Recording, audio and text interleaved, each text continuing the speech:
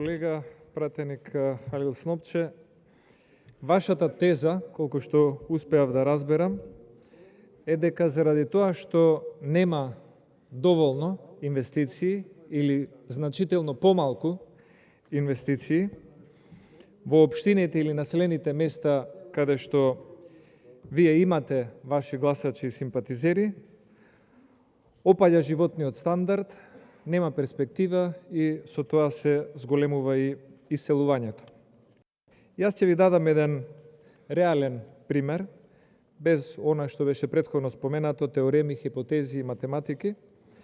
Тој реален пример е од моето, за среќа, непријатно, но сепак на крајот добро завршено искуство на инфективната клиника. Овој период, каде што и некои други пратеници знам дека има слични проблеми со вирусот и не посакувам никој да го доживее. Но како и да е, мојата поента е следна. Таму лежев на инфективната клиника 21 ден и запознав многу лекари, многу медицински сестри и многу други кои што се медицински персонал, кои што се вработени, немаат проблем со месечниот приход, но кои што размислуваат една тема.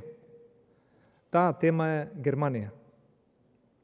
Вработен млад лекар на инфективна клиника од припадник на вашата етничка заедница, албанец, со пристојна месечна плата за македонски услови, посетува курс по германски јазик, не затоа што нема месечна плата, туку затоа што му пречи тоа што во државата нема политичка стабилност, економска стабилност, добро образование, не се условите добри во катастарот, во општеството, во локалната самоуправа каде што живее, инвестира во своето знаење на уште еден странски јазик и неговата желба е за година или две од денес да биде лекар во Сојузна Република Германија.